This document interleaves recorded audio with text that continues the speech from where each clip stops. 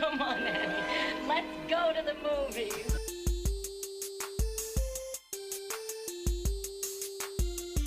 This is the Cinereelists episode 705. My name is Kyle. And my name is James. And we're here to talk movies, movie lists, and movie obsession for the next hour or so.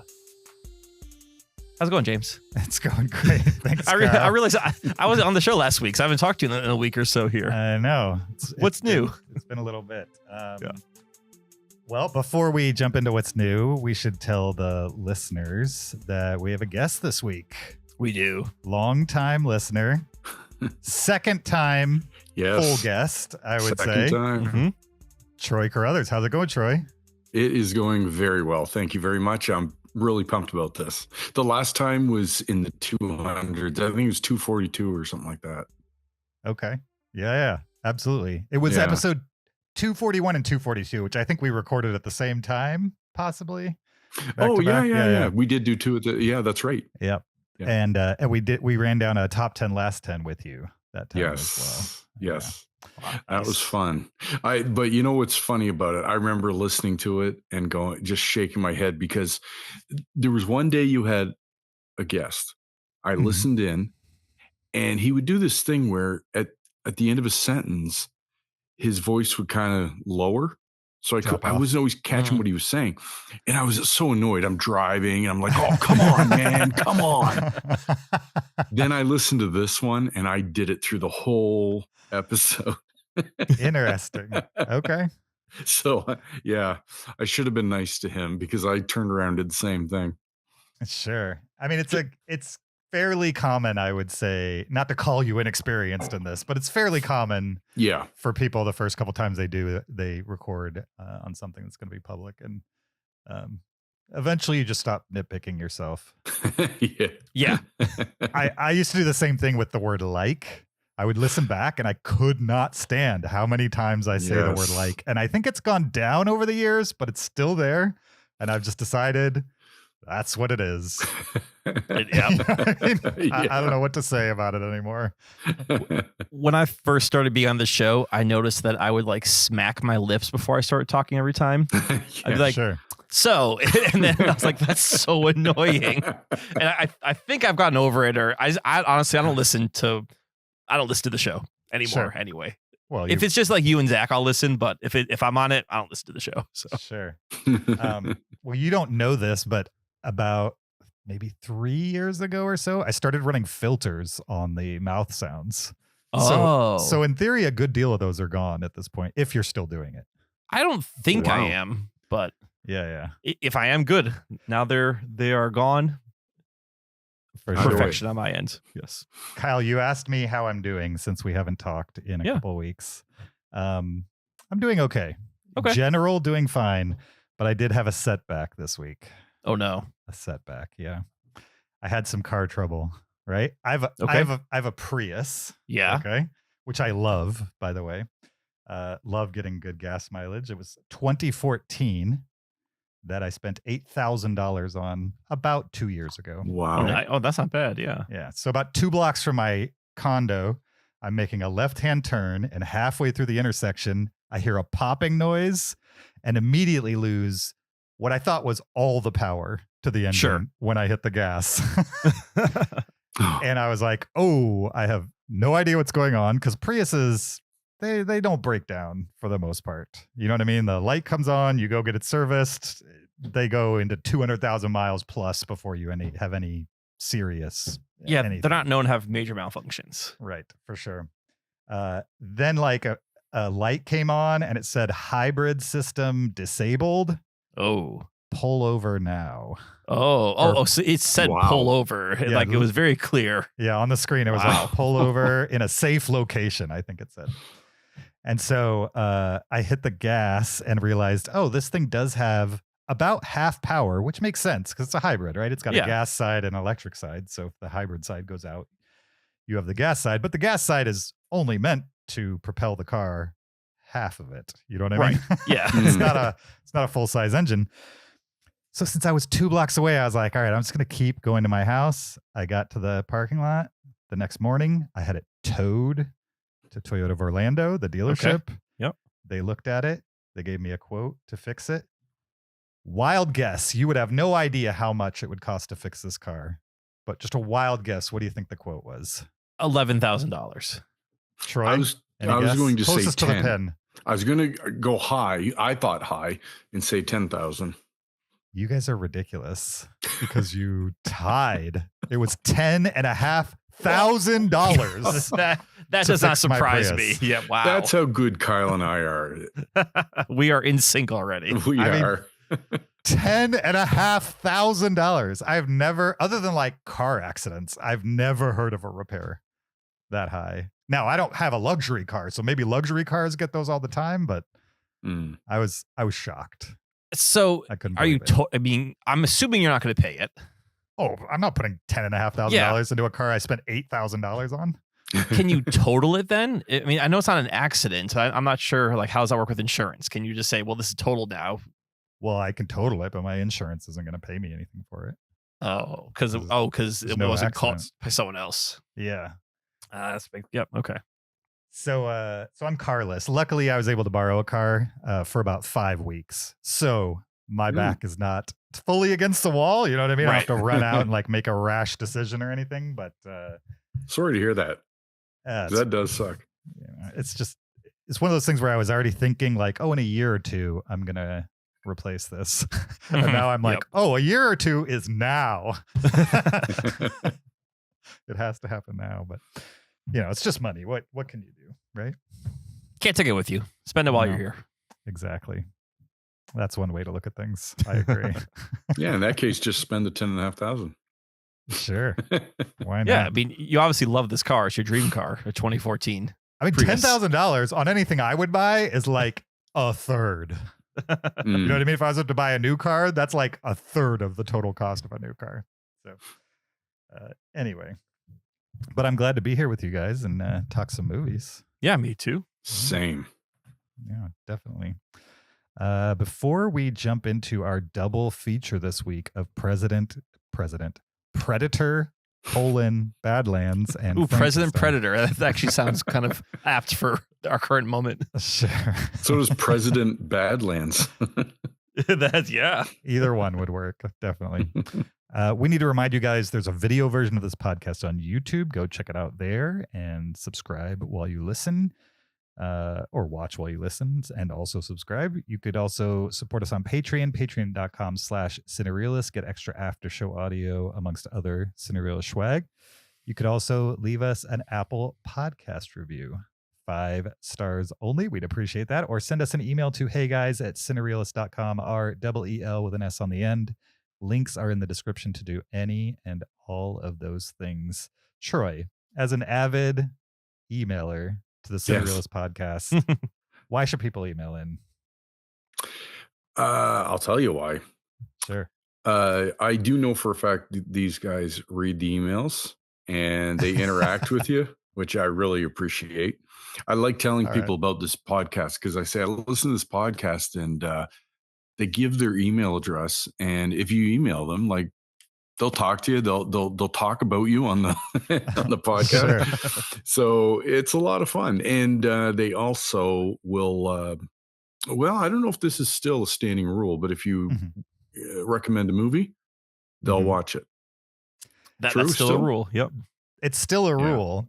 Whether we actually follow it or not in a timely manner is a whole different question. But we do have a list of all the listener recommendations. Yes. Yeah. Some of them have been on there for a long time. That's for sure. But we will get to them. We will get to them at some point. We should probably do like something we schedule 6 months out where we just like methodically go through them and then do like a top 10, last 10, where it's all listener recommendations or something. I like that plan. That would be fun. Yeah, that would be fun. Yeah. I bet half those people don't even listen anymore. Yeah, they're probably like, you know what? They said they'd watch my recommendation and they never got around to it. So I'm going to stop listening. Yeah, for sure. Okay. You guys ready to jump into our movies for this week? Absolutely. Yeah. All right. First up is Predator: Badlands, which is in theaters now. We're going to talk about it right after this clip.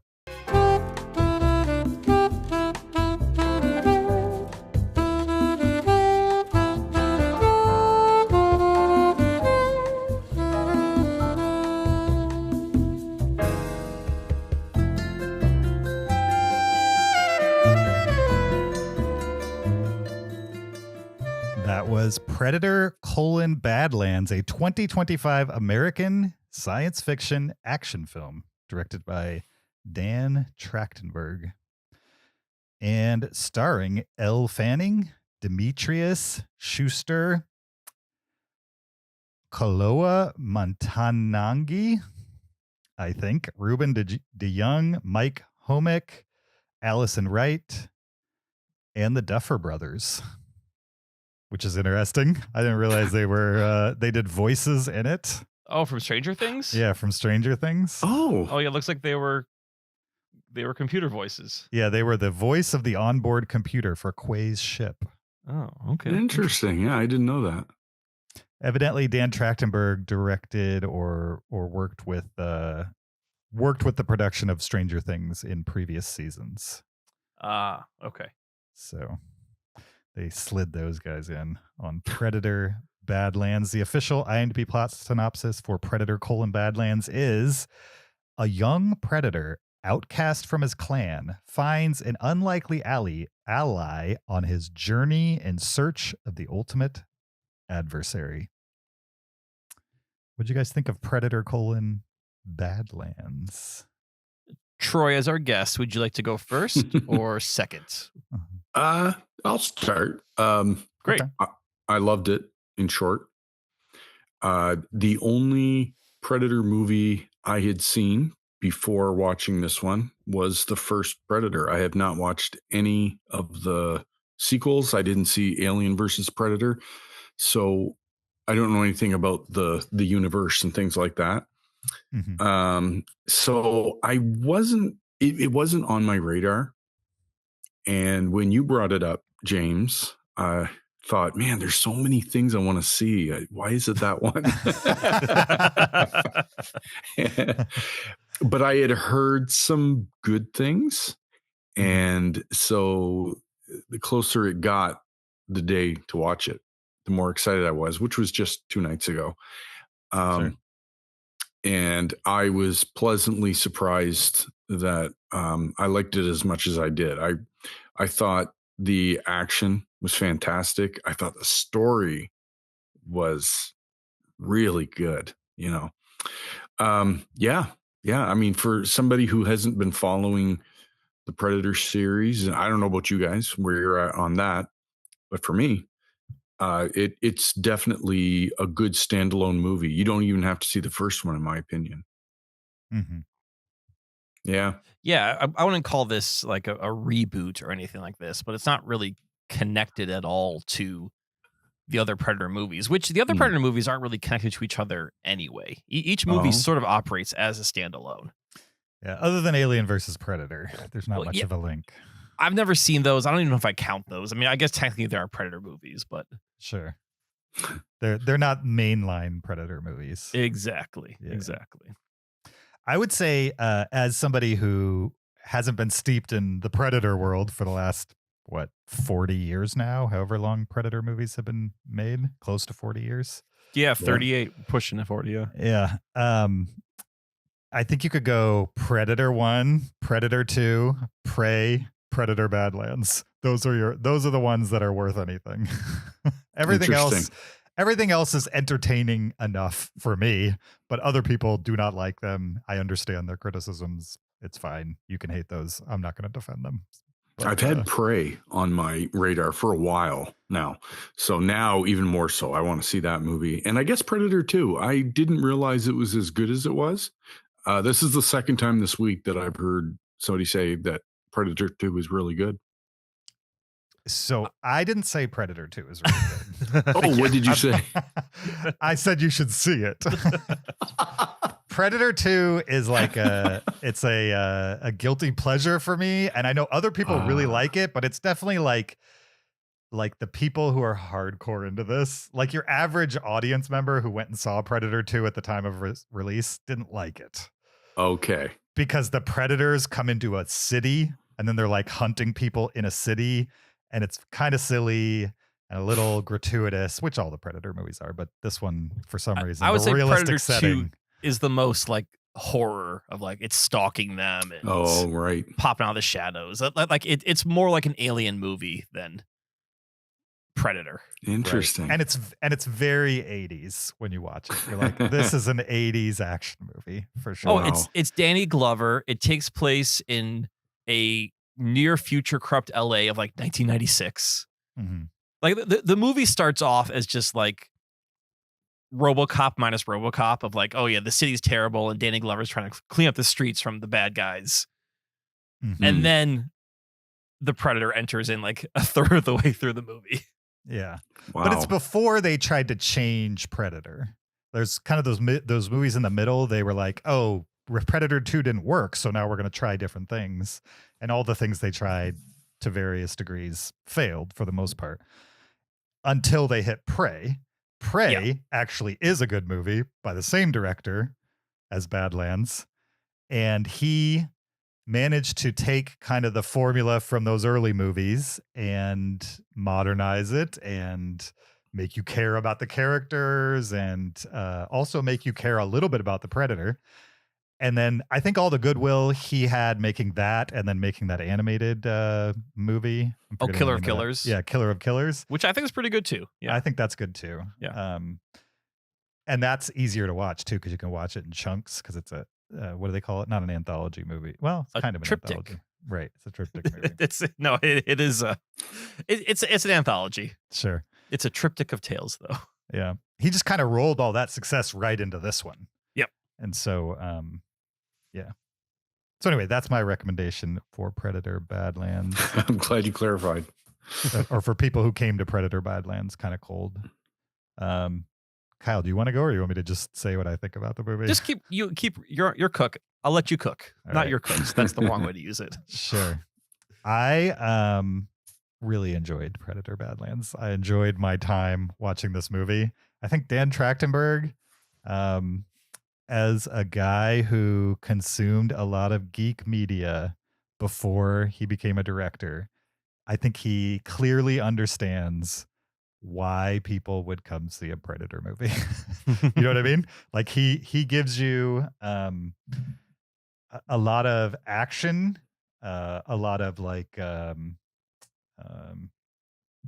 Predator focused action, and also has consistently a fish out of water character for the most part. Sometimes it's the Predator, sometimes it's the prey, but there's always some kind of character where you're kind of seeing it through their eyes on some level. And kind of the Predator side is a mystery to them as well on some level. And these 2-3 kind of previous Predator movies that Dan Trachtenberg directed all kind of follow that formula, and it's tried and true. Now in this one, I was impressed that, to my memory, this is the first one, live action anyway, where the Predator is kind of the main character and the human is the side character almost. Like we know less about the human character in this one than kind of he gives us in the first 10 minutes of this one. Yeah. Traditionally, the Predator is the adversary. Right. And in this one, case, he's not exactly a great guy, but he's also up against people who are worse. I mean, he's definitely the main character. I would say the Predator is not the main character normally of these movies. Right. And so having that role reversed a little bit, it wasn't a complete reversal, but kind of like just a twist on the character himself. He certainly didn't make the Predator sympathetic. He's still kind of he's I don't know how you'd describe it. He has no morals. He just wants to dominate, basically. He wants to win at all costs, essentially. It's just he's not hunting down humans in this movie. He's hunting down creatures and androids, essentially. Very humanistic looking androids. Yes, for sure. Which we can discuss some of that too. So right. But they're androids from like an evil corporation, and they all kind of have their own motivations. Mostly evil domination motivations. Exactly. Yes. Yeah. So I enjoyed that twist on the formula and the idea that we're getting more and more, especially starting with the animated movie and leading into this one, we're getting more and more of kind of the Predator culture. You know what I mean? We're learning about how they operate and those kinds of things. And sometimes that kind of universe expansion just kind of, you lose the flavor of the series over the course of changing things that much. But I feel like he's gently led us in that direction, and it made it easier for me to just kind of jump on board and be like, yeah, okay, I accept that I'm going to have some of my own emotions reflected on a predator. Yeah. Which, if you told Shane Black, who wrote the original Predator, that that's where you'd eventually go with this, I think he'd be like, that's not what I'm writing. But it worked. You know what I mean? And it didn't soften the predators to me to the point where they're no longer scary, which is also a danger too when you humanize kind of your main antagonist for these movies. So, yeah, I really enjoyed it. The only real criticism I have for it is that it felt a little bit at times like a Marvel movie, like a Predator Marvel movie. It definitely has some Disney fingerprints on it. Yeah, and that's not to say it's not a rated R movie. It is. No, it's not a rated R movie. It's just the formula. Maybe we're just so used to these kind of like action movie formulas at this point because we're getting so many of them, and at least I'm seeing all of them, that like the formula sometimes feels recognizable to a distracting amount. And this one wasn't that bad. Certainly I've seen it worse in Marvel movies recently, or superhero movies in general. But I don't want all my action movies to feel like Marvel movies. That's for sure.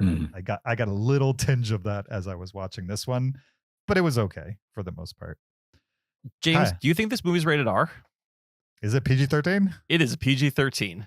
That's right. Makes sense too. Yep. It is PG-13. Okay. All right. Interesting. I know we haven't talked about this yet, but what was Frankenstein? Was that R? I assume that was R. I assumed too, but I also assumed Predator Badlands was R, so I have no idea. So I mean, I'll just jump in. I took my son to see this movie. Okay. Because he is obsessed with Predator. He's kind of obsessed with 80s horror creatures. Mm-hmm. You know, like whether it's Jason, Predator, Michael Myers, all that, you know, the Terminator. He thinks they're all like just super cool. Probably because can't actually access that media, so he can only just imagine what it's all about. Mm-hmm. And when he saw trailer for Predator Badlands, he's like, "Oh, I bet you that's PG-13. That's got to be a PG-13 movie. We're gonna go see it. That's PG-13, right?" And I was like, "Well, traditionally these are R-rated movies." And sure enough, it came out PG-13, and I took him. And man, this is one of the most violent PG-13 movies I have ever seen. Well, there's one caveat that I think allows it to be PG-13. Okay. Like there is a lot of violence, but technically, like you mentioned a human character, and that's really human in quotes. So there's no blood, essentially. No, that's not spoiled. No, in the trailer, he picks her up and you see there's only half a body. So yeah. Like, you know, you're dealing with androids and creatures. That's it. Mm-hmm. And any blood you see is not red. Right. So, that's probably helpful. I looked it up too. Evidently, Prey was PG-13 as well. Prey was PG-13? Yeah. No way. I don't believe you. That's according to Google. It was PG-13. I'm seeing R right here. Like I just Googled Prey movie and this is R 2022. I typed Prey film MPAA. And then I go to IMDb, your trusted source, correct? Yes. R. Oh no, your Wikipedia. Okay, well IMDb says R. Yeah, I'm pretty sure. I don't know how to read. This also says it's R. Yeah. But it's referencing a movie from 2019 that's PG-13, but it never mentions that movie. Interesting. It's basically like, oh, the new one is R, but some other movie that we're not even going to give you the name of is PG-13. Were you reading the AI synopsis? Those clankers got me again. Yeah, he's got to do the extra clicks. Yeah.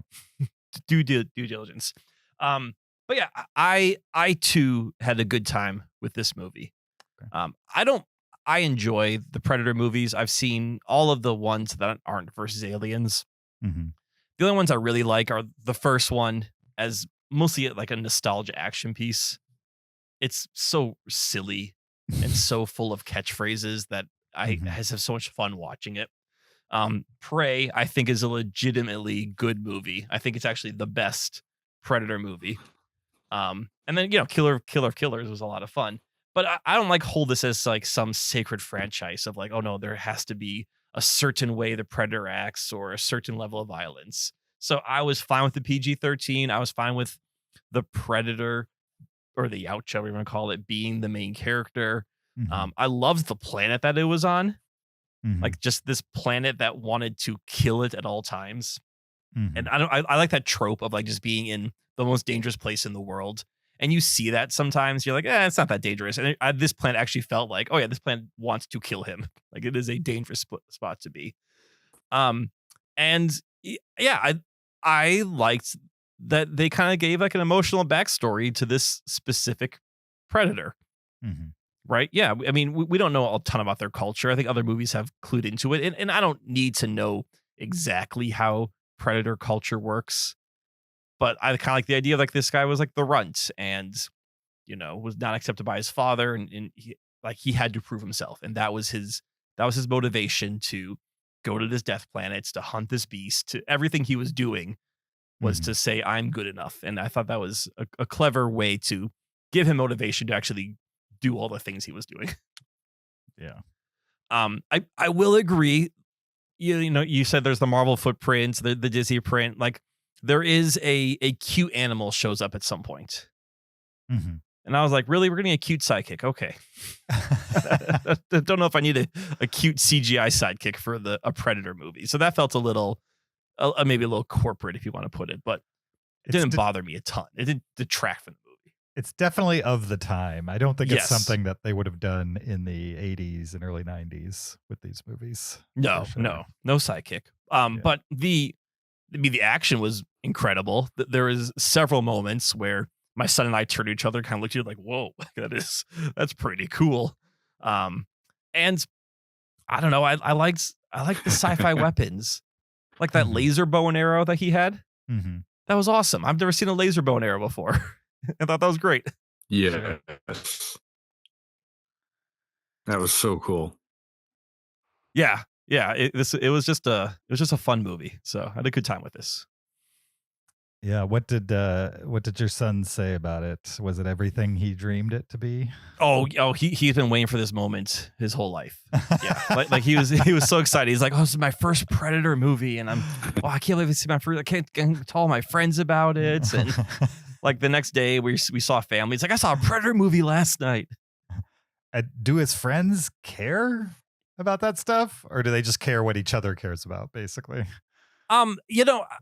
His friends are kind of into the same horror, iconography.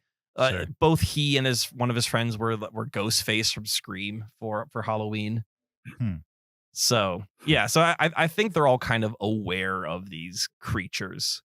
Troy, you have kids, right? Yes, I do. Okay. How old? What are the ages? What do we got? They're all in their 20s. Okay. Yeah. All right. Youngest one, 21. Oldest one, 26. Okay. Nice. Do you remember like trying to show them movies when they were younger? Yes. What was that experience like?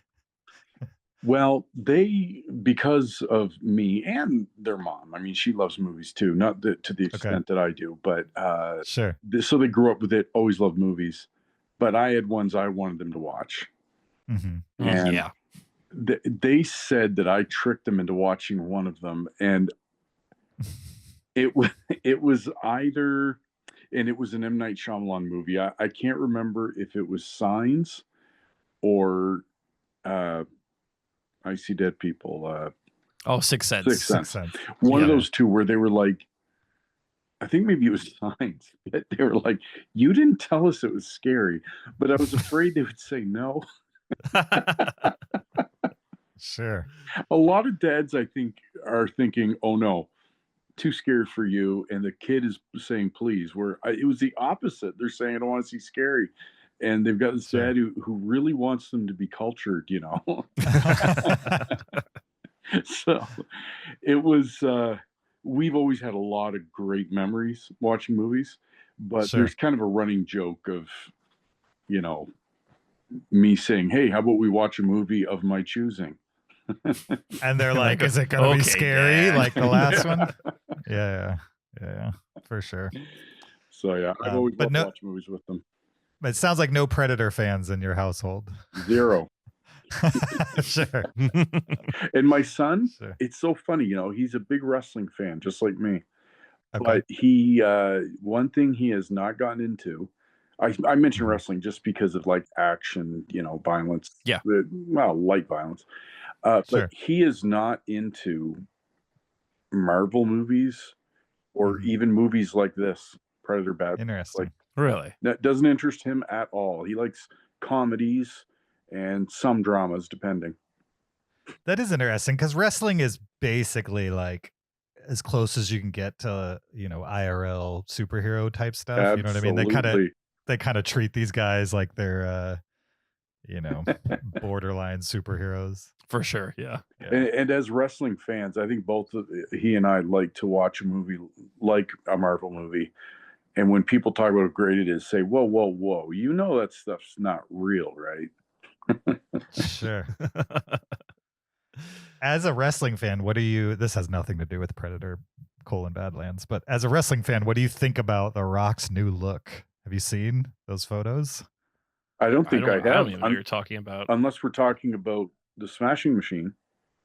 No. So after the Smashing Machine, he lost a ton of weight. I didn't see that. He looks like The Rock for sure, but he looks like somebody popped his bubble. You know what I mean? Like he's just Oh, you can see the resemblance in there, but he just looks like a different person for the most part. Interesting. Yeah. He looks like a 70-year-old dad. Oh, Right. wow. Yeah, just right, like how you just kind of like lose that muscle tone as you get older, Right. and like your skin kind of just like pulls across your skeleton. That Right. just And you sounds like going off steroids, but it's not. No, I think I don't know if he would consider what he has been on steroids, but I think some doctors would for sure. He's definitely been on supplements to keep those muscles, and probably a huge regime. I imagine it's hard to stay that big all the time. Yeah, absolutely. Yeah. And I think it's less about the steroids and more he just, from what I understand, stopped working out. You know what I mean? He was doing like 2 or 3 a day, basically sessions. And he says publicly he did it to open up the types of roles he can take because he felt pigeonholed at the same time. Mm-hmm. But who's the guy that was in the Guardians of the Galaxy movies? Chris Batista. Oh, Batista. Yeah. Batista. You know, Batista lost a ton of weight too. Have you seen those photos? I have. Yeah. So The Rock looks similar to kind of how Batista looks nowadays. But Batista, when asked about it, will say, I lost weight because I wanted more roles. And also, my doctor told me I was going to die young if I kept all this muscle into my 50s and 60s. Yeah. Oh, wow. You know what I mean? Like the human body is not meant to just literally carry around that much weight, whether it's muscle or fat. Yeah. Either way. Into old age, you like tax all your organs essentially.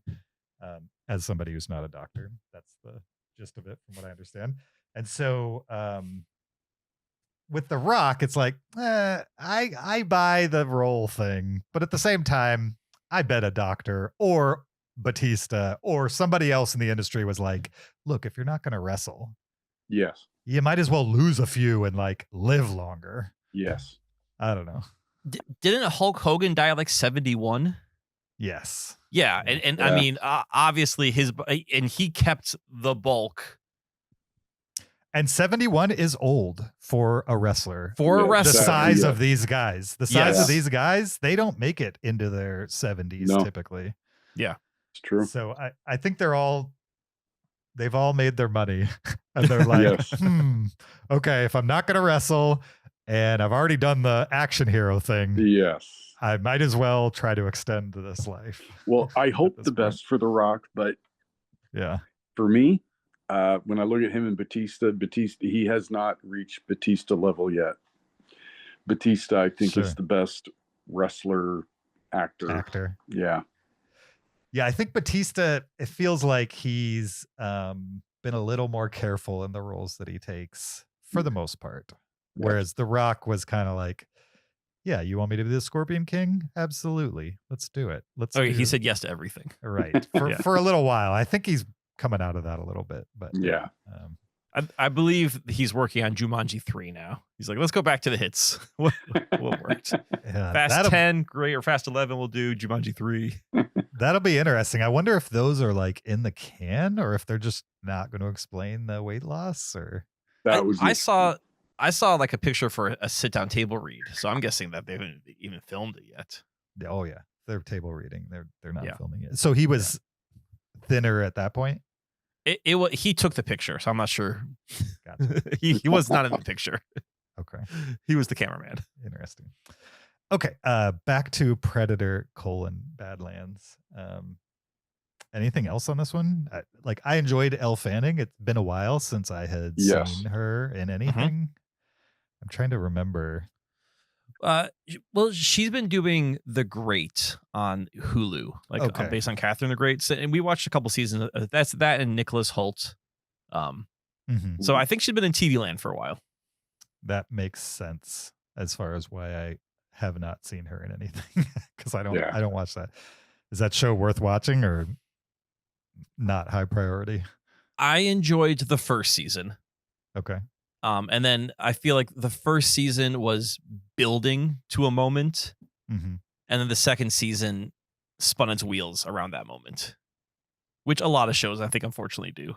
They're building to something and they realize, oh, wait, we can't do that because then now what? So we kind of do circles around that moment. So I kind of lost interest in the second season because it lost the propulsion that the first season had.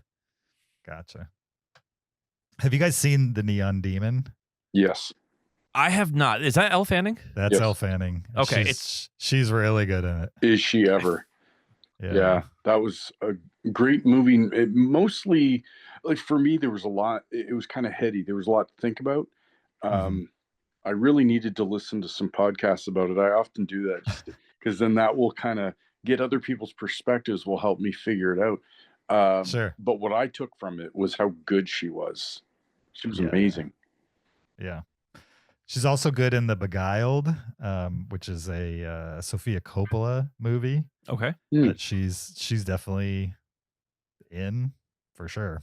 And then 20th Century Women from 2016 is also great. Mike Mills movie that she's in, like ensemble of actresses. When her character showed up first in Badlands, I was at first a little bit disappointed. I wasn't really into her character. There was some comedy aspect to it. Yeah. But it worked. I think they were going for laughs, and I'm not sure they were hitting the target bullseye there. But I think there was also some reason behind having that. Either way, I think in the end, I really enjoyed her in this movie. Aside from that initial introduction to her, I thought she was excellent. I could say more about that, but I think it would be a spoiler if I said something about what she did in that movie. Sure. But yeah, she was great. Yeah, I think she was a good foil for our main character, Predator. What were you going to say, Kyle? Well, it definitely felt, again, back to the Marvel thing, like they're building a team. Yeah. You have the Predator, you have now Elle Fanning's character, the cute aliens, a little bit bigger now, a little Grootish. Sure. So, yeah, I will say I like the direction overall Dan Trachtenberg has taken the Predator series in, because I think Prey is an amazing movie. As we said, Killer of Killers was interesting. I liked Predator Badlands. I'm a little concerned, though, that he's not going to go back to like a Prey style movie. That like Predator Badlands is going to be the only Predator style moving forward. Hmm. Right. And I appreciated the fact that he made 3 different Predator movies. Mm-hmm. But I wonder if the 4th one's going to be now Predator Badlands 2. Right. Yeah. If the style is not going to change on the 4th, because Prey is the most similar to the first Predator than any of these movies. Correct. Yeah. Any other exactly. movie in the series. I mean, instead of an Arnold Schwarzenegger who is like a physical obstacle for a predator, you know what I mean, like an adversary. In Prey, you have a small woman basically who's just scrappy. Yeah. And who has to use her resourceful. surroundings. Right. Yeah, exactly. So I don't know what another version of that would be. Somebody in the middle between those 2 extremes. But the smallness of Prey and Predator, I think, are complementary to each other for sure. And Badlands is kind of its own thing. Yeah. At the same time. Yes. And I just wonder if we're gonna get more Badlands going forward. I'm seeing that Elle Fanning was in a movie from this year called Sentimental Value that won Cannes this year. Really? Yeah, it has not been released, and I don't think we will get it this year. No, we will get it this year. December 26th. So they're Oscar baiting this movie.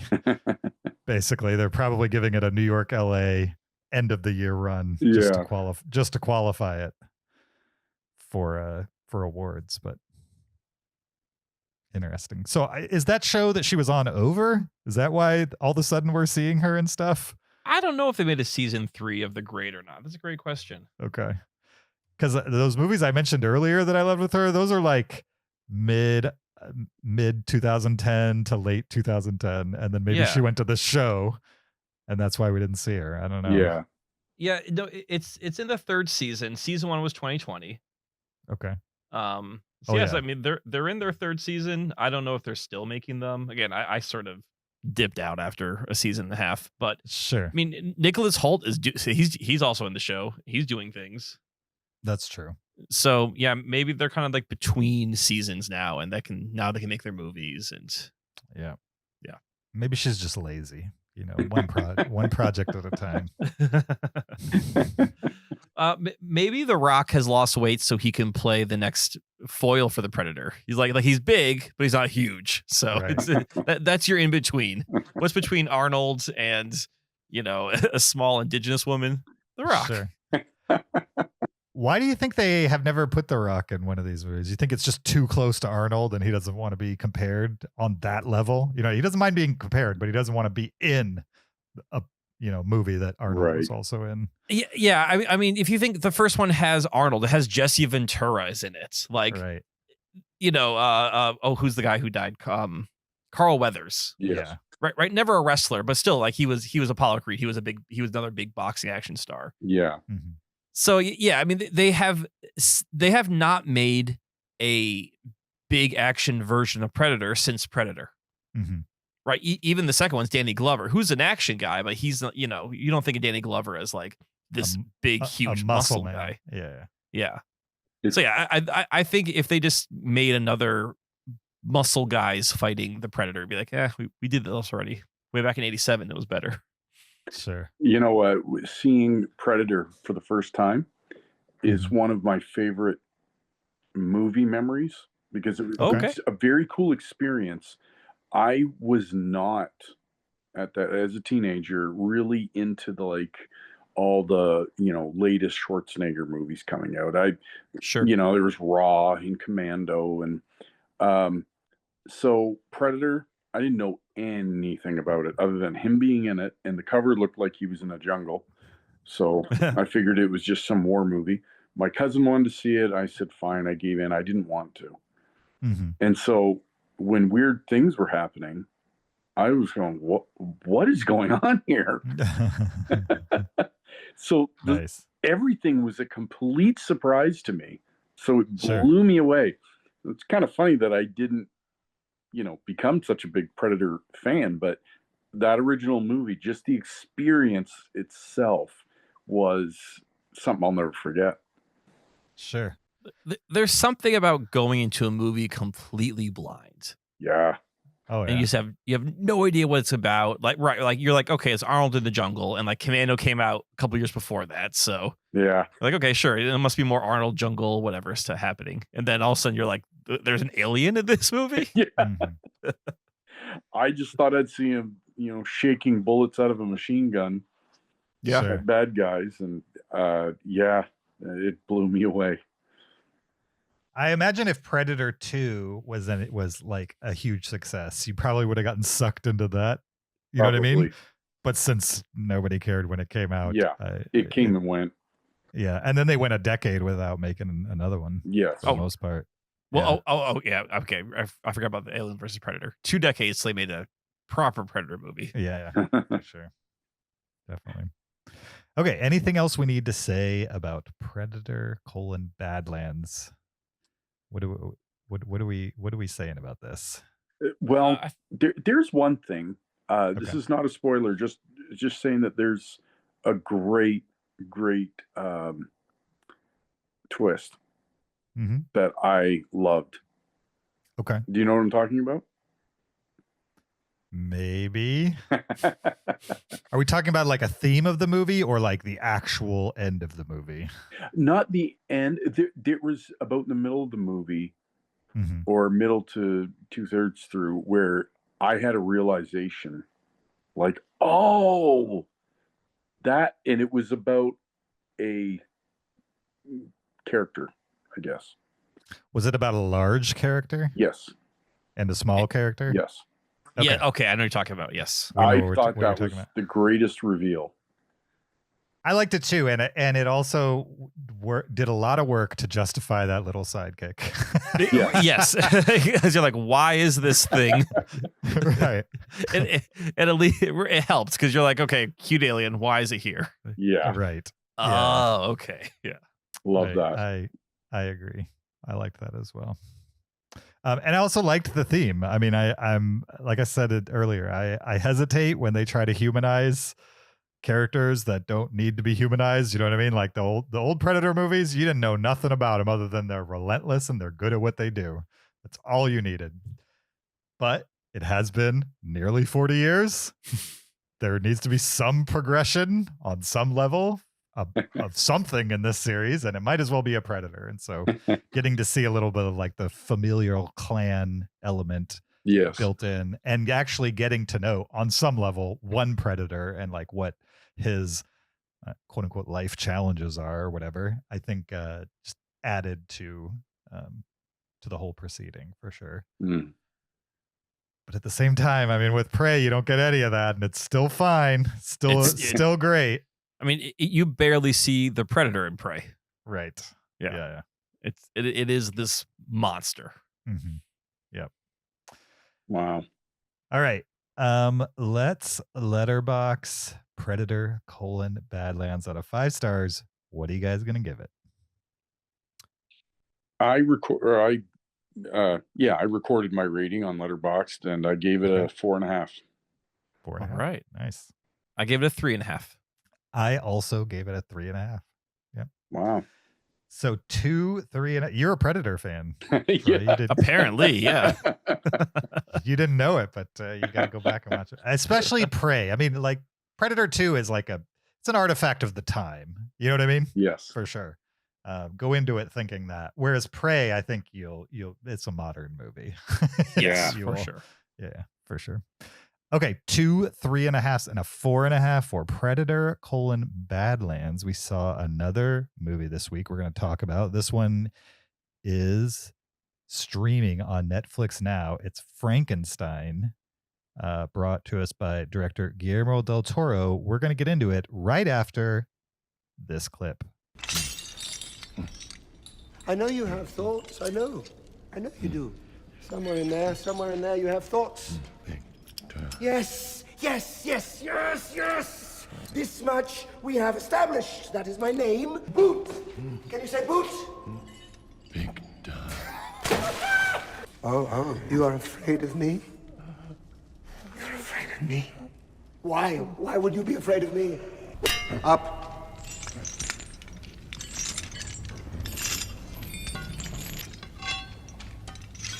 Now give me your leg. Leg. Give me your leg. Leg. Leg. Come on. Give it to me. Leg.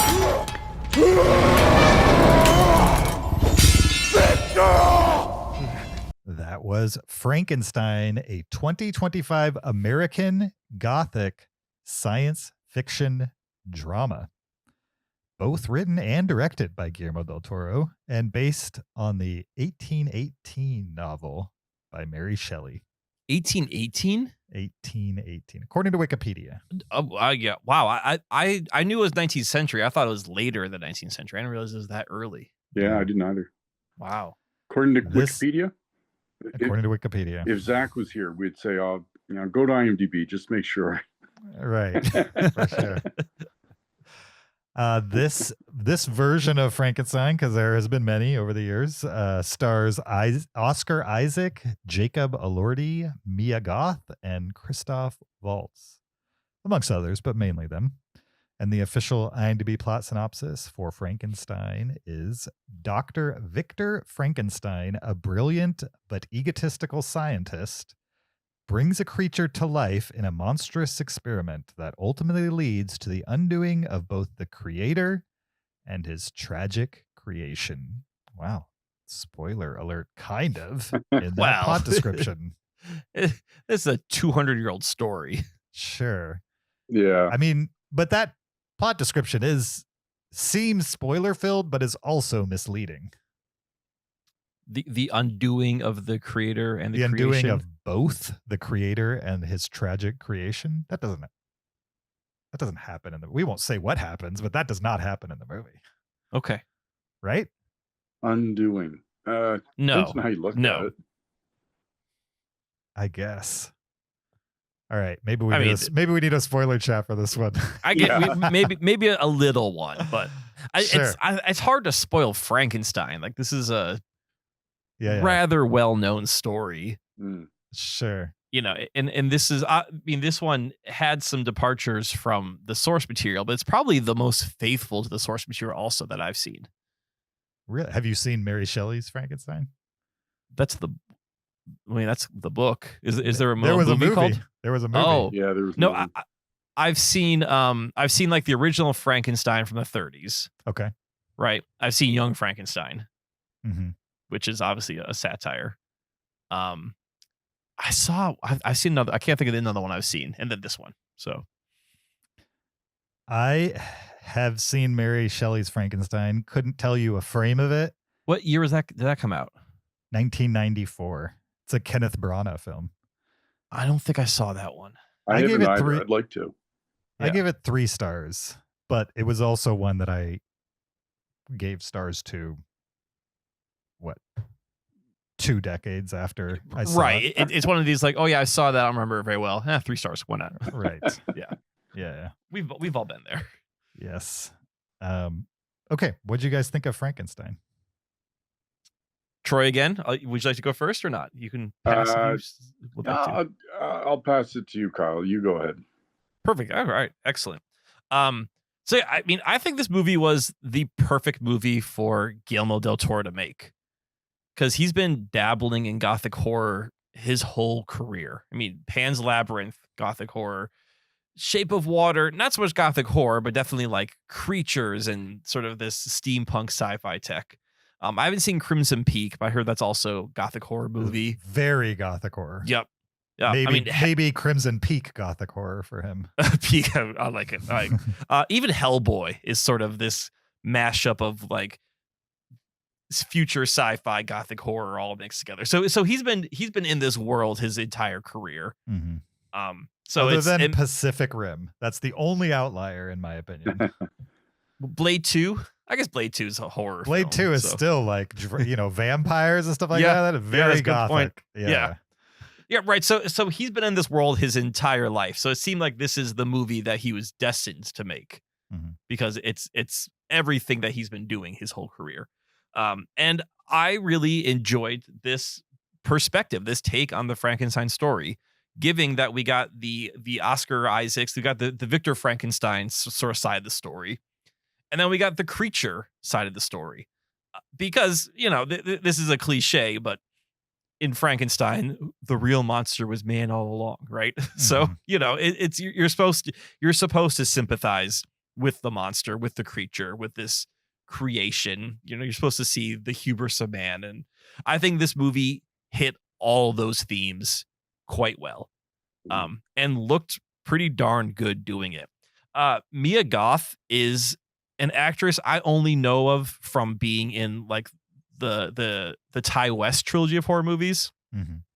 I know she's been in other things, but like I can't place her in a movie, and I was very impressed with her in this movie, even though she's not in it a ton. Like when she was on screen, and she played dual roles in this movie, correct? Yes. Okay, I believe so. Yeah, that's not a spoiler. That's just sort of a casting choice, I would say. Yeah. I thought she was great in it. Oscar Isaac always impresses me. Christoph Waltz, his character was a new addition to this, but I thought his character was incredible as sort of this mysterious benefactor who had his own plan all along. I guess we could put it. I love the line he says when he and Victor are having this fight, and then Christoph Waltz yells at him like, "I will be the eagle that feasts upon your liver."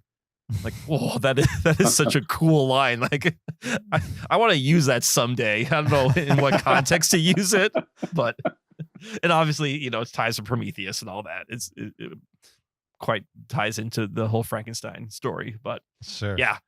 If I would say the one thing that didn't work for me was the casting of Jacob Elordi as the creature. Really? I just don't know if I've fully come around on him yet. Like, I've only seen him in two things. And I think he, even with the makeup, was too pretty to play the creature. I think they did that intentionally. To make a hot Frankenstein monsters? I don't know if they're going for hot, but they're not going for ugly. You know what I mean? They're going, I mean, even like his body too. Not to jump in on you. No, jump in, please. Saying, but his body too was not what you traditionally think of when you think of Frankenstein. You know, you think of a very blocky, robot-y kind of frame for these types of monsters. With him, he was thin but muscular, and I think that's what his face looked like too, for me. True. Yes. Yeah. Maybe that just didn't. You know what it kept reminding me of? Remember in Alien Romulus, the final alien creature at the very end, played by that tall basketball player? Yes. I just kind of got that vibe from it, of like, oh yeah, now we're in the era of like lanky, skinny monsters. Sure. To me, it just reminded me of Shape of Water. It was basically like the creature from Shape of Water, but with like a humanoid face on it instead of which is played by Doug Jones, who's a famous tall, lanky guy, right? Yeah. Who Doug Jones also played. I forget the character name, but the guy from the first Hellboy movie and the second Hellboy movie. Oh, the Abe Sapien, whatever. Abe Sapien. Yeah. That's the name. And a bunch of other things. Which also resembled kind of Frankenstein on this one to me. Sure. Kind of these tall, lanky, but muscular characters. So I felt like it was in the Guillermo Del Toro pipeline for sure to do this to the Frankenstein monster. Now, you might say, and I think it'd be a fair criticism, he's already done this character twice. Now he's doing a third iteration of another this. long, lanky, exactly. Yeah. Even in Pan's Labyrinth. First one, Pan's Labyrinth, he's got the long. Doug Jones with the eyeballs. Like, he's just. I guess why not cast Doug Jones then if you're going to be doing the long, lanky? Like, why does it have to be Jacob Elordi? Sure. I mean, that's fair, I guess. I don't know. Go ahead. Keep going. No, I mean, that's pretty much. I mean, that's pretty much it. Like, it's. I kind of love the mashup of these worlds. I will say I was a little disappointed by some of the CGI.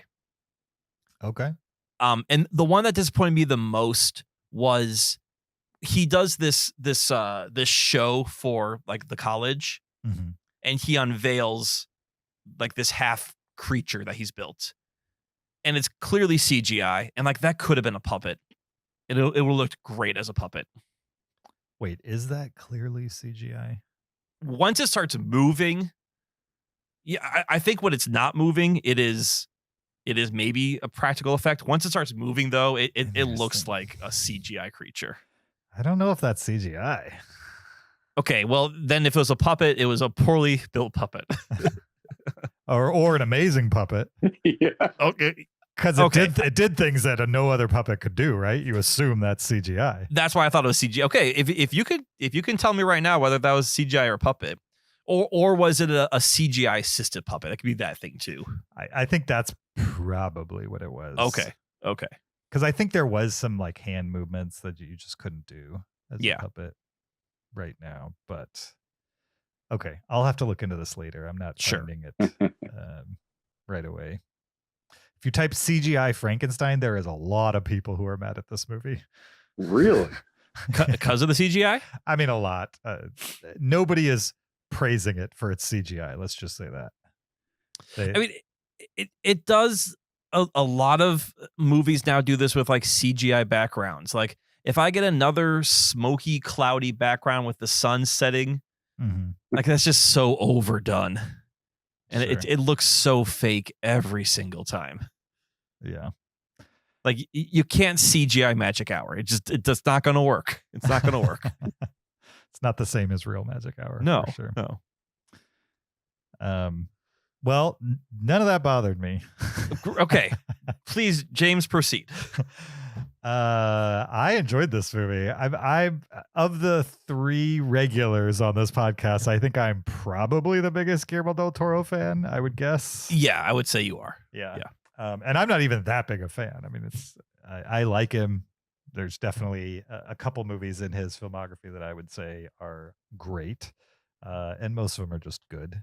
And there's a few like Crimson Peak that I will never watch again. I understand what it was, just not made for me. And I think this one is probably not a great movie, but it's somewhere between great and good. I really enjoyed it. This is a common complaint of mine of recent, or maybe always, I don't know. It just felt probably 10, 20 minutes too long for me. I feel like they probably could have cut something out somewhere and it would have been a very similar movie. Fortunately, I'm at home and, what else am I going to do but watch 10 or 20 minutes of unnecessariness? Yeah, what's 20 more minutes? Yeah. But I kind of felt like I was watching a little bit of a director's cut here because it felt like there was some opportunities to trim this here and there. But what's actually in the movie, I thought looked beautiful, felt like a monster movie, definitely felt like a Guillermo Del Toro's version of Frankenstein. Didn't feel like he was making a riff on what came before. It felt like, I don't know if he actually did this, but it felt like you'd have to just not pay attention to anything that came before and read the text, of which I have not read. I don't know how faithful it was, but I feel like he read the text and said, what does my version of this look like? And just kind of throw away all the classic iconography of Frankenstein and just kind of make it his own.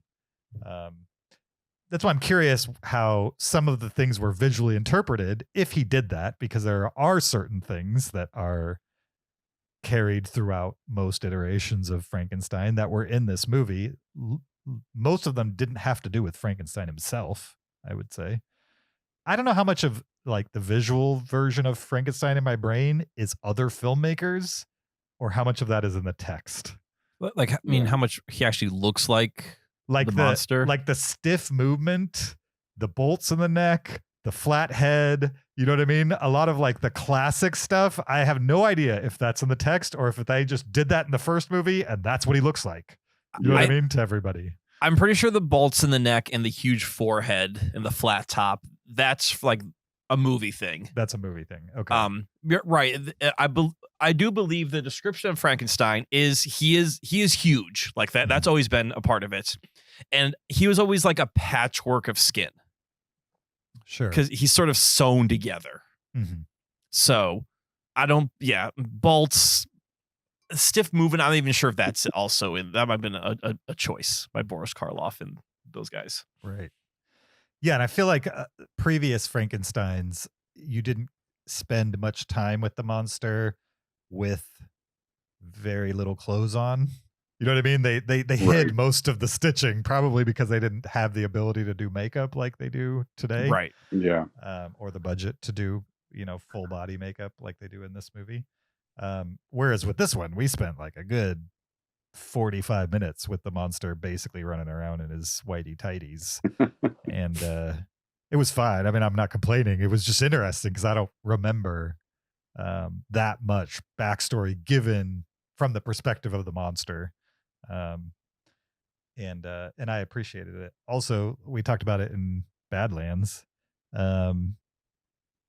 With Frankenstein specifically, I feel like of all the Universal monsters or classic monsters, it's the one that's the most humanized, probably the most like audiences are conflicted whether you should feel sorry for this guy or whether you should be scared of him, right? Right, because it's a creation. Right. It was not chosen, well, none of us chose to be here, but it was made to be one way and it didn't have that choice. So right. And generally he's depicted in this movie as well as an innocent, right? Yeah. He reacts when he's attacked, but he rarely just attacks for no reason. And so, but he's also like doesn't have the same moral compass as people do, and he gets stuff done when he wants to, essentially. And so I think that's, filmmakers for 100 years now have been telling this story over and over again, and it's Guillermo Del Toro shot at it, and I believe he made a Guillermo Del Toro Frankenstein. For better or for worse. If you don't like his style, you will not like this movie. Yeah. Because it is that. And I like that style, and so I like the movie. What'd you think of it, Troy? I too like his style. Okay. And I like this movie quite a bit. For me, I was a fan of Jacob Elordi being the monster. I wasn't sure of it until I watched it. Now, having said that, I do have to say it's a little frustrating for the average person to watch this guy who's playing a creature who's patched together. He's supposed to be this like abomination, and still he's like a solid 7. Yeah, he's too pretty. He's got too much bone structure in those cheeks. Come on. And one little nitpick I have, which I know this is just, it's movies.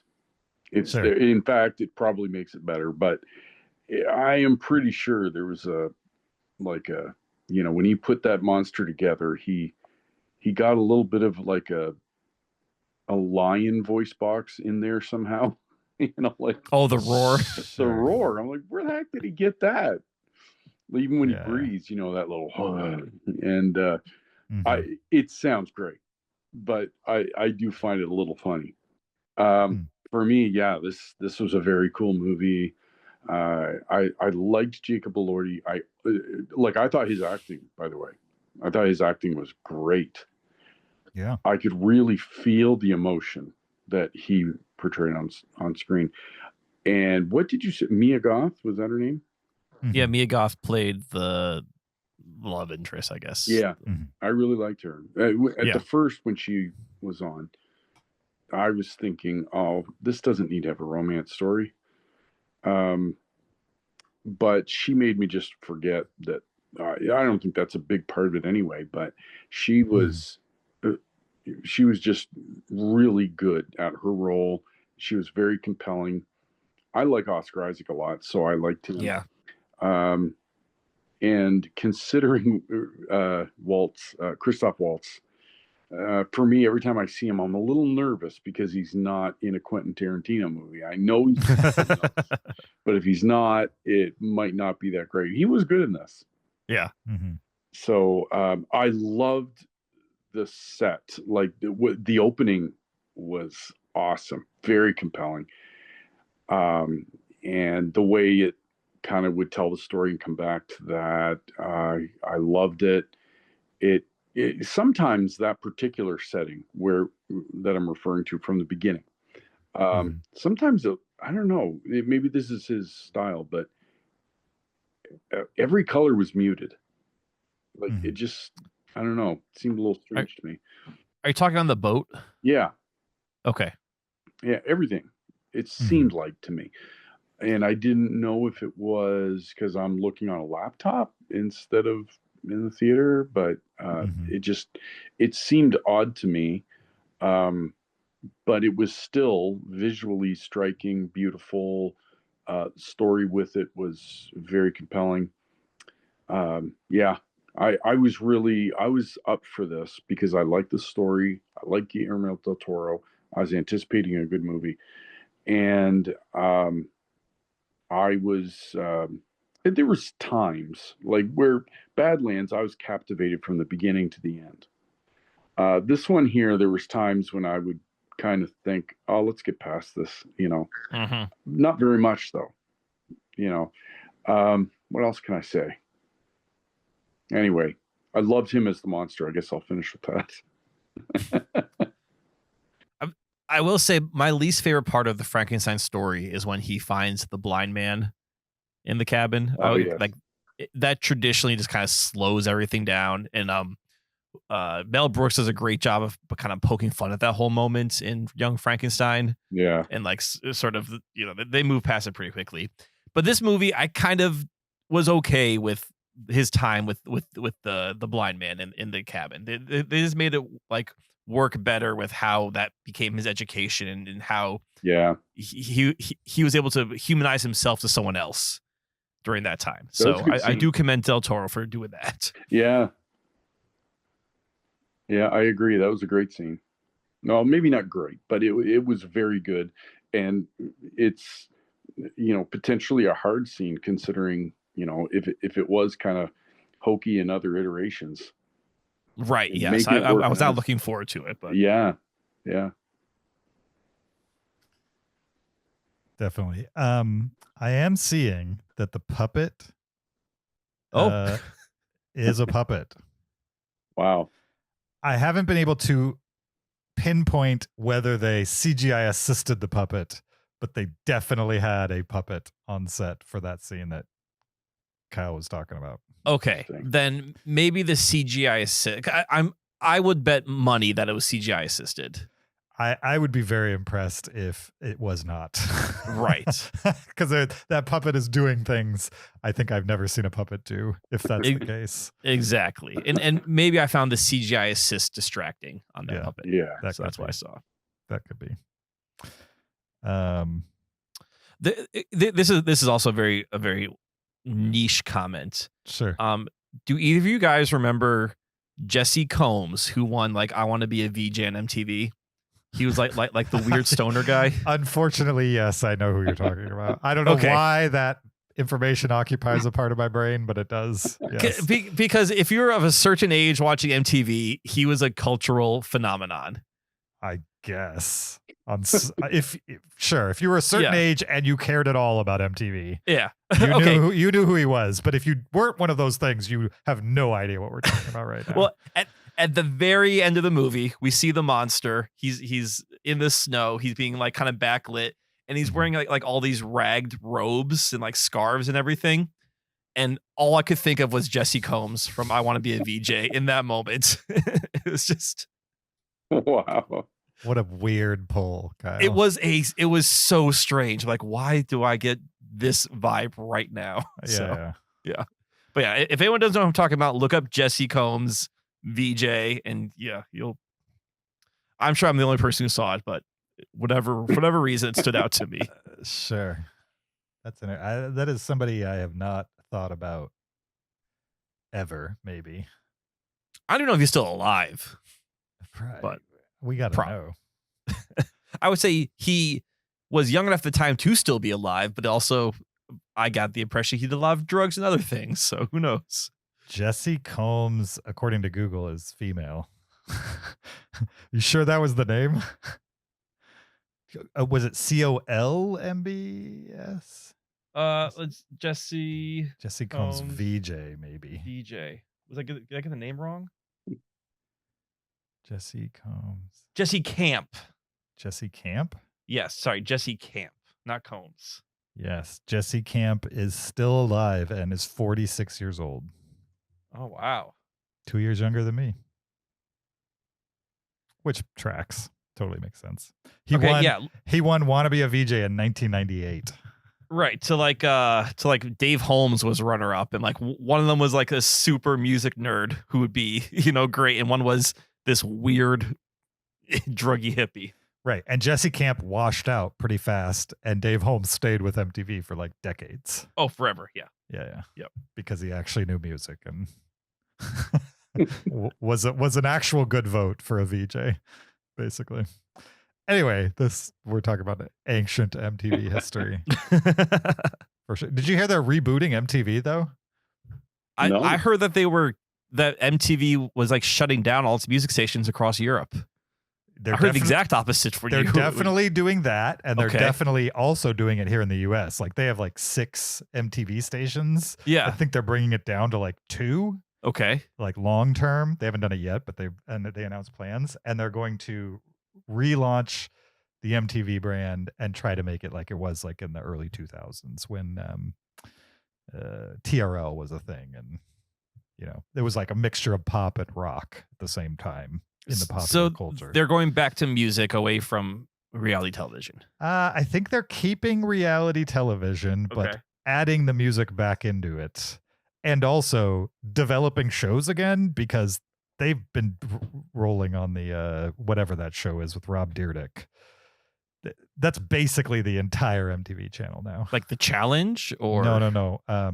The Challenge and that type of those reality shows still come and go. But what's the clip show that Rob Dyrdek hosts? I have no idea who Rob Dyrdek is. You don't know who Rob Dyrdek is? I am so jealous. Troy, do you know who Rob Dyrdek is? I don't know. I should be jealous. No. Ridiculousness. Have you ever heard of that show? Dyrdek. Rob Dyrdek hosts a show called Ridiculousness. It's a clip show where they take people getting hit in the balls and whatever, that people post that stuff online, and then people it's a panel show where they just play viral clips and comment on it and make dumb jokes. That show is like 90% of MTV's programming. Really? Wow. At any given time of the day, if you turn on MTV, that show is on. And then occasionally they will do like a challenge or a real world or whatever. But they're basically just marathoning ridiculousness most of the programming hours. Interesting. I haven't turned on it. Well, I don't have cable anymore, but I haven't turned on MTV in, I don't know, 10, 15 years. Right. 15 years at least. So yeah. They killed it. It was a cultural phenomenon. You know what I mean? It was very valuable at one point, and they drove it into the ground pretty much. Oh, I spent the summer of '94. I spent watching MTV with my brother and my cousin, and like that is such a formative summer for me. Sure, because I was just like mainlining pop music culture at the time. It's yeah, that's crazy. Anyway, no more nostalgia road. Let's go back to Frankenstein. Right. The Jacob Elordi thing is probably the most of the people I've heard talk about Frankenstein. That's what I hear a lot. Is the biggest complaint. They don't like Jacob Elordi being in it, and that the monster didn't feel enough like a monster, essentially. And I understand that, but it's also like this is totally Guillermo Del Toro's wheelhouse. Oh yeah, you know what I mean? Yeah. Like this is the guy who won Best Picture for The Shape of Water, where he made a love story with a fish monster make sense to enough people that it won that award. And so you knew going into any monster movie, he's going to do whatever it takes to humanize that his what you would think is the antagonist. That's his formula. So it makes sense to me. And I think I'll go out on a limb here. I think Jacob Elordi was the right person to cast for this, if that's your goal. I would agree. Yeah. I had nothing against his acting. I think it was just the physical presence is what bothered me. You find him too attractive. It's distracting for you. That's what you're saying. I was like, is this monster hot? The monster's like, hey, Kyle, my eyes are up here. Yeah. It's like, I know fire bad, but damn. Sure. My experience, not to switch subject to No, it's fine. We're not on a subject right now at all. So. But the book, I had read the book in my 20s. Okay. And I remember being surprised because all I really knew of, I don't think I'd even seen the movie at that point. Maybe I did, but I was surprised at how much the book humanized the monster.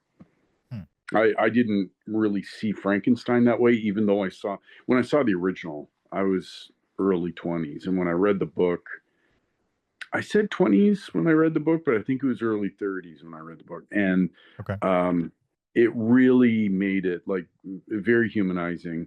The old movie does too, but not like the book does. So I did like that Guillermo Del Toro did that.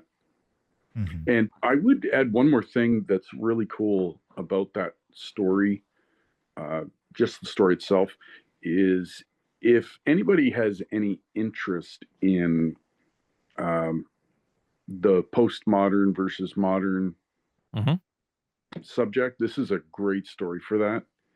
Mm-hmm. And I can't remember if that's what the author was going for or not, but it really fits so well into that conversation. Okay. Yeah. Nice. Would you say, based on your memory of a movie you probably saw a long time ago, versus the one that you just saw, that this version was more faithful to what you remember the book being? I think so. Okay. Although I want to say he did talk to the child more, but I could be thinking of that first movie. Like it could be that I'm getting mixed up here. Sure. I thought in the book he talked to the child, and that was kind of a important part. Doesn't he encounter? I could be thinking the movie too. Does he like encounter the child outside somewhere? Yeah, he definitely does in the movie, but I'm pretty sure he does in the book. Mm-hmm. So there's a lot about the story from both the book and the old movie that I just didn't remember. But as I was watching this, especially when we talked about the first, the opening and how that setting they keep returning to, I'd forgotten that he went there. That's in the book. So that was really cool. Can't remember if that's in the old black and white movie. No, the old black and white movies, like kind of just a linear story. Yeah. I liked how this one had a story wrapper to it. Yes. That they would go back to, but for the most part, it was told in 2 parts with a story wrapper. That worked for me, and it gets you into the Frankenstein action a little faster. One thing that we really haven't talked about that is definitely something I noticed in this movie was it was CGI violence, but there was definitely some violence in this movie. Yeah. Well, sure. I mean, those wolves got eviscerated. Yeah, the degloving of that one wolf was like, okay, that's something I've never seen on screen before. Yeah. It was pretty wild, for sure. Yeah, I was a little bit surprised at times, not knowing what I was about to see. Sure.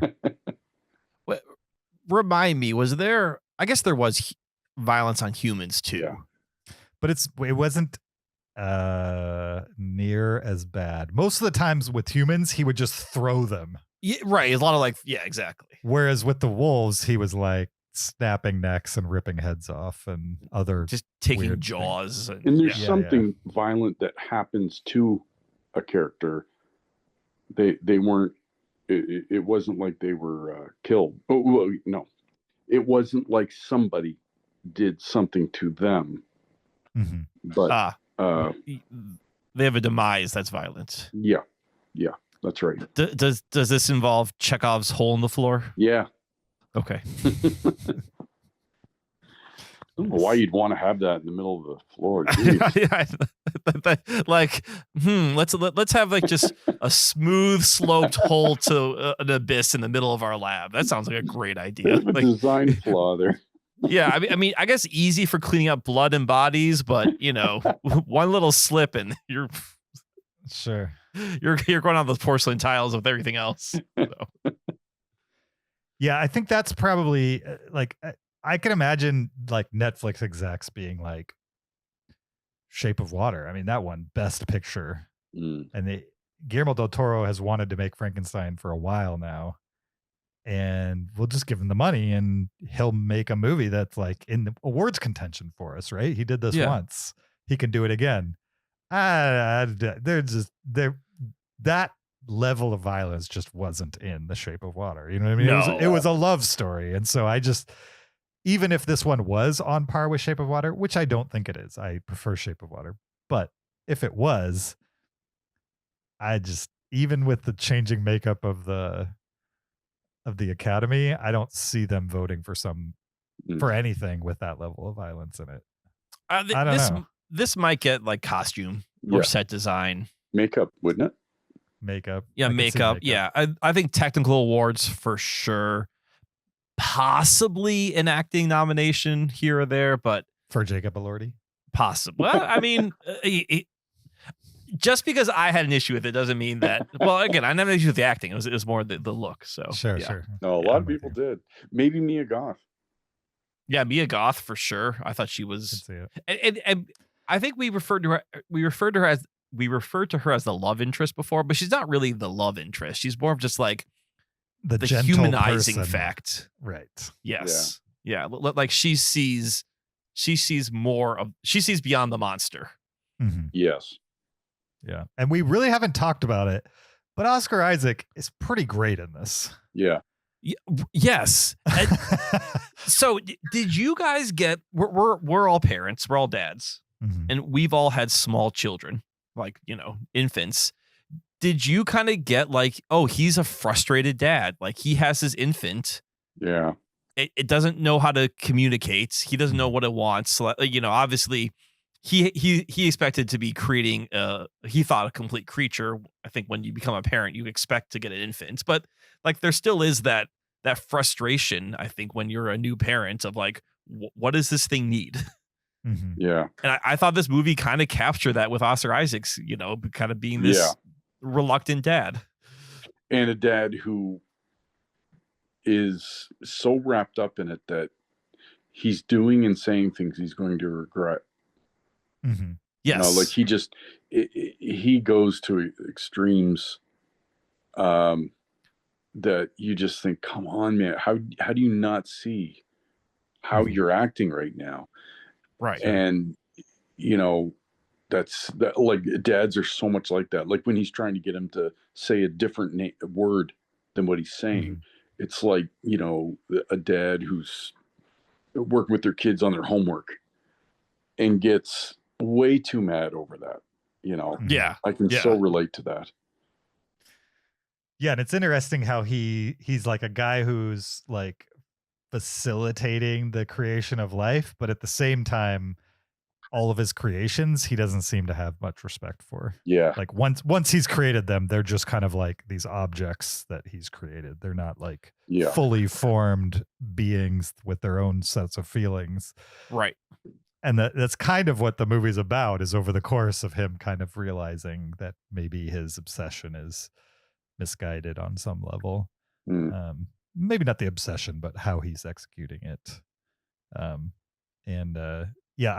I read an article that was written by a guy who had an alcoholic father when he was growing up, and how he wasn't expecting it, but the movie like spoke to him and he could see things in this father-son relationship in this movie. And he didn't say that was intentional or that he thought it was intentional, just that it did that to him. You know what I mean? He was surprised that he felt that way about it. And that the kind of, not to spoil it, but the final scene, the final resolution, final moments of the movie, like meant something to him even though he never got those moments with his father. And and that it that it just kind of, it seemed like a fun movie at the beginning, and then halfway through he was like, I'm not sure I want to watch this anymore. Like, this seems way too real now. Yeah, because there's an abusive relationship going on for sure. 100%. Physical and emotional. Right. That's right. Abuse. And so but there is a bigger story being told, and they bring it around in the end. And I'm curious to know if that's going to be part of this movie's legacy, or if it's just a piece of something that one person noticed. You know what I mean? I don't know.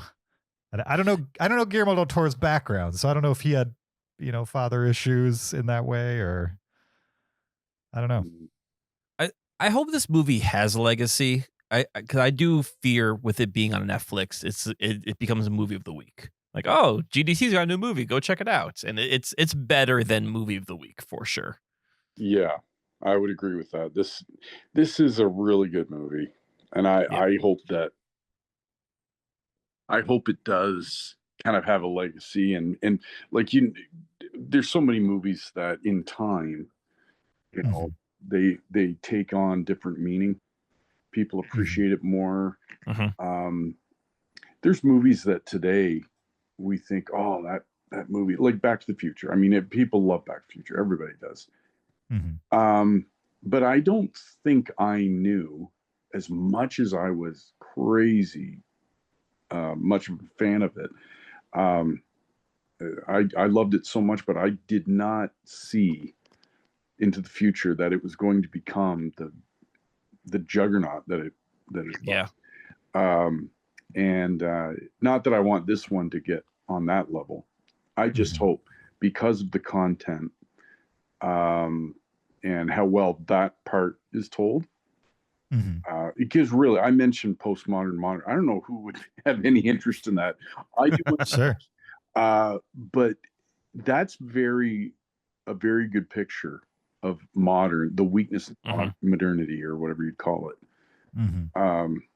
So as not just father, son, but in society, as we are growing, you can really see the us looking in the mirror when you're watching that movie. Yeah. So I'm hoping that lives on. Sure. Yeah, I mean, I think it's always been a part of the Frankenstein story, but for the few that I've seen over the years, I felt like a bigger theme in this one. Yes. And I think part of that is just Oscar Isaac, like kind of being the unsung hero of the movie. I think he's doing a lot of work that when you watch it, you take for granted, because it kind of feels like it's leading all the other characters down a path. Like he's just kind of facilitating the plot and the arc for the other characters. And then right at the end, you kind of realize, oh, we got an arc for him too. It just kind of felt like he was the antagonist the whole time, but really he's also trying to figure this out. True. Oh yeah. I mean, he goes from like hubris to abusive to resentful, remorseful. Victor Frankenstein, at least his take on it, has a complete emotional arc. He's not just mad scientist. Right. And I think so often he's, I'm probably referencing mostly the 1930s version, but in that he's just mad scientist. Yeah, you might even say he's the real monster. The real monster who's with us all along. Yeah. Actually, Frankenstein's name of the doctor. It's Nice. Speaking of it just being on Netflix, I really wish they would do longer theatrical runs for movies that clearly would do okay in theaters. Oh, people would totally see this movie in theaters. Oh yeah. Yeah. Yeah. I saw a movie I saw Running Man last night. Okay. In a theater with like less than double digits of people. Yeah. Like second night of opening. Yeah. They did not really have that many screenings. It wasn't like a special theater, you know what I mean? Like average size theater. They have a Dolby theater and an IMAX there. It was playing in those. Maybe those were packed. But in my theater at like 9 o'clock at night, it was not good. That's for sure. Not good. And it kind of felt like, okay, well, let's get Frankenstein in here. You know what I mean? Yeah. Like, what are we doing here? They could totally put it in theaters and debut it on Netflix at the same time and just make extra money off of it in the theater. You know what I mean? The people that are going to watch it at home, we're never going to go to the theater anyway. Yeah, I think it should have been in the theater. I saw Nuremberg, and I think that could have been streaming. However, I loved Nuremberg. I saw it as well, and I enjoyed it. And there were way more people in Nuremberg weekend 2 than there were weekend 1 for Running Man. Wow. Yeah. Man. Part of it is, I think it's probably misguided to remake Running Man. But yeah, were people clamoring for Running Man? I don't think so. Maybe they think it was a dance movie. It could be. I just don't think Running Man, in our circles, you know what I mean, where we talk and think about movies a lot, Running Man still occasionally comes up. But for your average person, it is not a thing. Yeah, exactly. So it's like the lower mid tier of Arnold movies at this point. It's not even a great movie. No. The first one wasn't great, and neither is this one. Okay, good to know. It was entertaining, but I would not call it great for sure. Especially since we have so many movies that have like the this is a show and reality TV is bad. You know what I mean? Like those kinds of constructs. I know Running Man was one of the first to do it, but that does not mean it's the best to do it. That's for sure. So, all right. Anything else left to say about Frankenstein? I know I mentioned a spoiler portion, but I kind of feel I don't even remember what that was about. What we would actually need to talk about. Yeah, I don't think I need to do a spoiler section really. Now that I thought about it, I got it all out. Yep, for the most part. Okay, what are we gonna give Guillermo Del Toro's take on Frankenstein out of 5 stars, letterbox style? I'm gonna go 4 stars. I gave it 3.5. I also gave it 4. All right. So we Kyle and I are on the same brainwave this episode, and Troy just kind of flip flopped us. We're locked in, James. Yeah, by a little bit. All right, 2 4s and a 3.5 for Frankenstein. Thank you for joining us for this episode 705 of the Cinereelists. We appreciate your listenership as always. Don't forget, there's a video version of this podcast on YouTube. Go check it out there. Support us on Patreon. We'd appreciate that. Leave us an Apple Podcast review. That's free and easy. We'd also appreciate that. Or send us an email, heyguys@cinereelists.com. Links in the description to do any and all of those things. You could also follow the podcast on social media on Twitter, Facebook, Instagram, and TikTok at Cinereelists, or follow me on my personal Blue Sky or Letterboxd account at YoJRB. You can find me on Letterboxd at PeterSKB. And Troy, where can the listeners find you, Troy? They can find me on Letterboxd, and I should have checked it just to remember. I do believe it's just Troy Carruthers.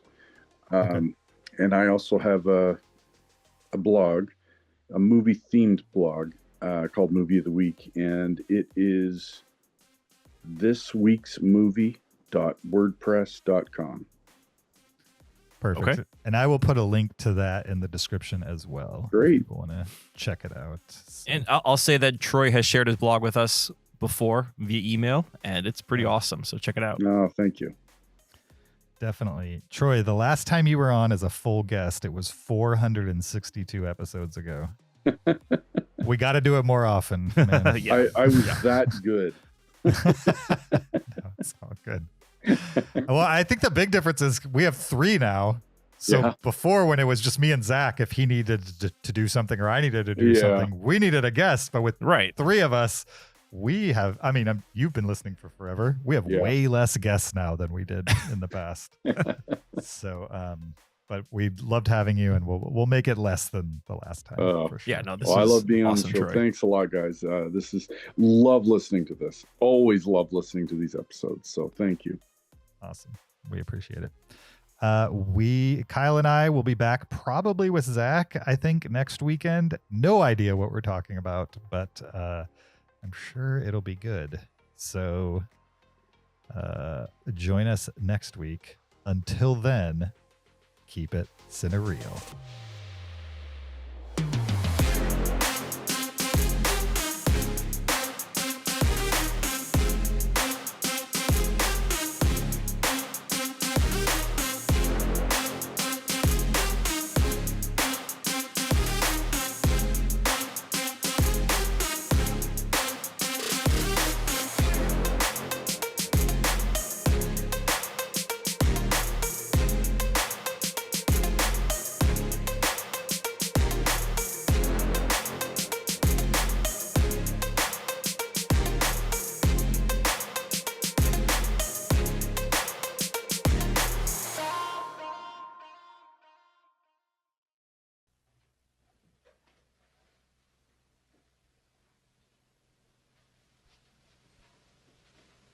You're still here?